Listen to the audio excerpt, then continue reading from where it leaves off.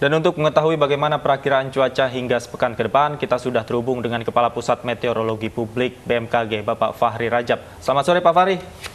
Ya, selamat sore Mas. Baik Pak Fahri, kita ketahui bahwa curah hujan beberapa hari ini tinggi. Sampai kapankah curah hujan tinggi bahkan ekstrim terjadi beberapa hari ke depan?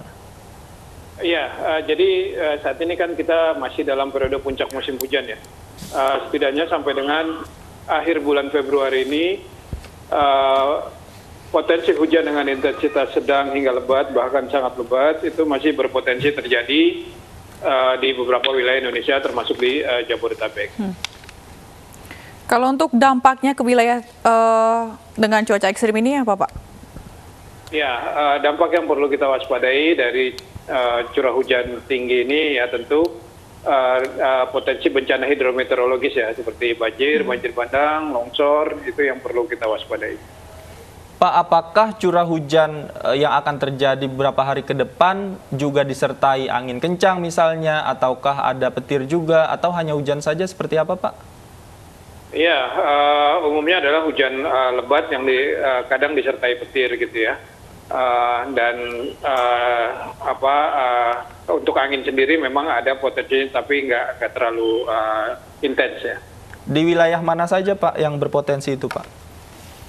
Ya, kalau untuk Jabodetabek hampir merata ya, seluruh wilayah Jabodetabek. Namun intensitas yang relatif lebih tinggi kita perlu waspadai di selatan dan timur ya. Namun hujannya sendiri merata, hampir seluruh wilayah Jabodetabek. Baik, lalu ini kan diprediksi akan sampai bulan Maret begitu Pak. Tanggal berapa ini cuaca atau intensitas hujan paling tinggi akan terjadi Pak? Ya, BMKG membuat perakiraan cuaca itu dalam harian, 3 harian, 7 harian. Nah, sampai dengan 7 hari ke depan kita memang memprediksi masih ada potensi curah hujan tinggi. Nah, contoh tanggal 23 dan sampai dengan 25 itu kita perlu waspada.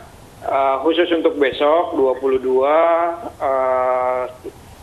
Februari itu ada, kalau dalam skala nasional ya, itu yang perlu ada kewaspadaan di Jawa Tengah, Jawa Timur, Bali, Sulawesi Tengah, dan Sulawesi Selatan.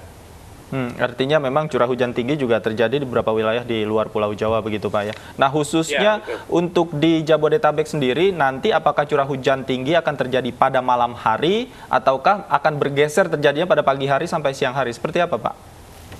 Ya, kalau dari periodenya ya, waktu memang relatif merata seharian potensi hujannya. Namun intensitas yang lebih tinggi cenderung terjadi pada malam hingga dini hari. Selain itu, apa saja Pak mungkin yang perlu diwaspadai oleh warga Jabodetabek untuk menghadapi kemungkinan cuaca ekstrim yang terjadi beberapa hari ke depan Pak? Ya, memang yang jelas yang perlu diwaspadai ya dampaknya itu ya, bencana hidrometeorologis ya, utamanya banjir. Nah, apalagi yang memang kemarin sudah terdampak banjir gitu lah. Nah, ini mungkin perlu menjadi kewaspadaan, terutama ya saluran-saluran air lah, itu kita perhatikan agar siap untuk menerima dan mengalirkan air. Berarti kalau untuk curah hujan tinggi atau cuaca ekstrim terjadi pada bulan ini merupakan siklus tahunan atau seperti apa Pak Fahri? Ya, kalau memang saat ini kan kita sedang dalam periode musim penghujan gitu ya.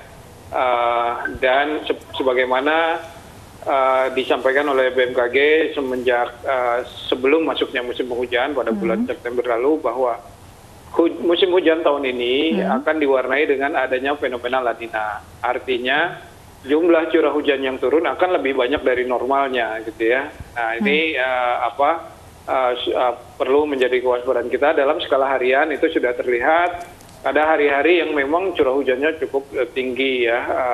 Contoh pada saat banjir di Jabodetabek kemarin, itu kan curah hujan tertinggi di Pasar Minggu sampai 226 mm dalam 24 jam. Jika kemarin curah hujan tertinggi ada di wilayah Pasar Minggu, tadi Anda katakan beberapa hari ke depan juga masih akan terjadi, khususnya Jakarta Selatan dan Jakarta Timur. Kira-kira di titik mana lagi yang akan kemungkinan curah hujannya tinggi Pak? Ya, kalau prediksi ya, perakiraan kita memang merata hampir seluruh wilayah Jabodetabek. Namun potensi lebih tingginya itu perlu diwaspadai di bagian selatan dan timur. Nah, kalau yang tadi saya sampaikan adalah pengukuran hujan ya. Itu data pengukuran hujan itu tergantung dari lokasi alat ukurnya ada di mana gitu kan. Nah, kebetulan BMKG ada lokasi alat ukur di Pasar Minggu, di Sunter Hulu, di Taman Mini, di Halim gitu ya. Itu adalah data-data menunjukkan pengukuran di lokasi tersebut. Pak, tapi jika kita bandingkan curah hujan yang terjadi pada beberapa hari belakangan ini dengan yang terjadi di tahun lalu dengan periode yang sama, ini perbandingannya seperti apa, Pak? Ya, sebagai perbandingan banjir 1 Januari 2020 ya, itu dalam satu hari jumlah curah hujan yang turun itu mencapai 377 mm. Itu tercatat di Halim ya. Nah, untuk musim hujan tahun ini sampai dengan hari ini curah hujan tertinggi adalah yang kemarin itu ya, tanggal 19 Februari itu di Pasar Minggu 226 mm.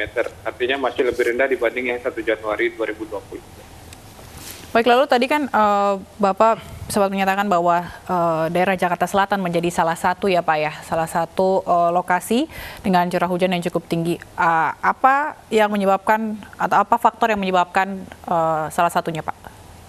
Ya gini, kalau hujannya merata seluruh Jabodetabek dan tadi bukan Jakarta Selatan tapi Jabodetabek bagian selatan ya, Bogor, Depok gitu ya, itu yang perlu menjadi kewaspadaan. Nah, kalau dalam konteks Jabodetabek bagian selatan tentu faktor geografis lokal ya, karena di selatan kan kita ada dataran tinggi, ada Gunung Gede Pangrango, ada Gunung Salak, nah itu juga turut berpengaruh. Gitu ya.